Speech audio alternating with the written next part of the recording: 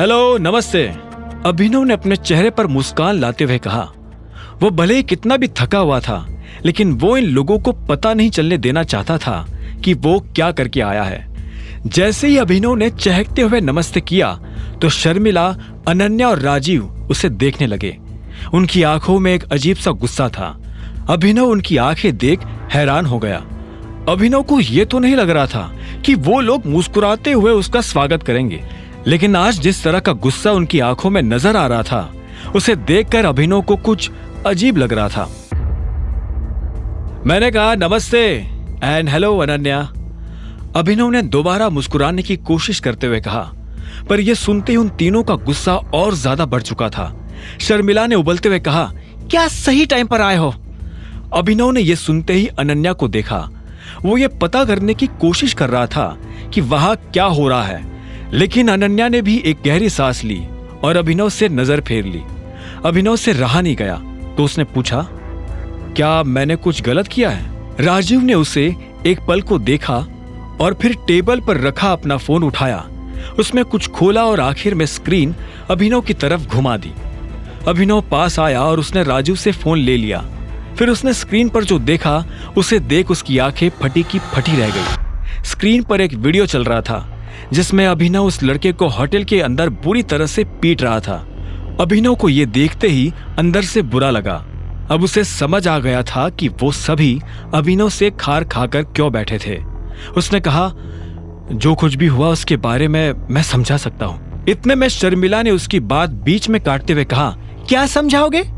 कि तुम अपने खाने का बिल भी नहीं चुका पाए और इस चीज से बचने के लिए तुमने इस बेचारे के साथ मारपीट की? शर्मिला ने कहा। अभिनव अपनी तरफ से कुछ कहता, इतने में अनन्या आगे आई और बोली, आई कांट अंडरस्टैंड, तुम्हें इतनी महंगी जगह पर खाना खाने की जरूरत ही क्या थी? तुम तो घर से ये कहकर निकले थे ना कि तुम जॉब के लिए जा रहे हो।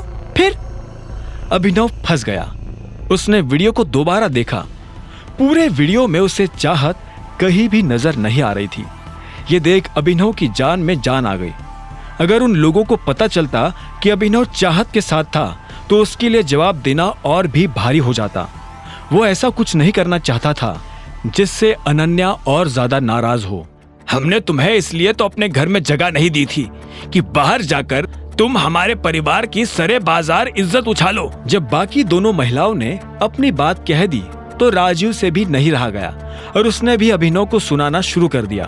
उसने आगे कहा, अनन्या का पति, इस घर का दामाद, पब्लिक में इतने बड़े होटल के अंदर ऐसी गिरी हुई हरकत कैसे कर सकता है? आप सभी ऐसा इसलिए कह रहे हैं क्योंकि आपको सच पता नहीं है। आपने इस लड़के को मार खाते हुए तो देख लिया, लेकिन आप लोगों के मन में यह सवाल नहीं आया कि मैंने इसे मारा क्यों? यह आदमी मुझसे उल्टी सीधी बातें कर रहा था, मुझे अनाप शनाप बोले जा रहा था और मुझे ही नहीं, मेरे साथ। अचानक से अभिनव ये कहते कहते रुक गया। उसकी जुबान पर चाहत का नाम आने वाला था। तुम्हारे साथ कौन? अनन्या ने अभिनव की बात पकड़ते हुए पूछा और जवाब के लिए अभिनव की आंखों में देखने लगी। अभिनव चाहता था कि अनन्या अपनी नजर उससे दूर हटा ले, लेकिन वो ऐसा नहीं कर रही थी। ये वीडियो पूरे देश में वायरल हो गया है, अब तुम क्या करोगे? आई एम सॉरी, लेकिन इस लड़के के साथ जो हुआ असल में इसके साथ वही होना चाहिए था। यह सुनते ही शर्मिला गुस्से में आग बबूला हो गई। वो गुस्से में अभिनव की तरफ बढ़ने लगी। उसका मन तो कर रहा था कि वो अभिनव को थप्पड़ मार दे, लेकिन अपने आप को रोकते हुए उसने कहा, जब हम तुमसे तमीज से बात कर रहे हैं तो तुम भी तमीज से बात करो।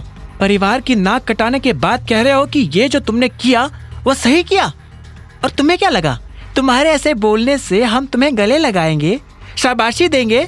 ना तुम्हारे पास कोई नौकरी है, ना तुम इस परिवार की मदद करना चाहते हो, तो कम से कम भगवान के लिए ऐसा कुछ तो मत करो जिससे इस परिवार को नीचा देखना पड़े।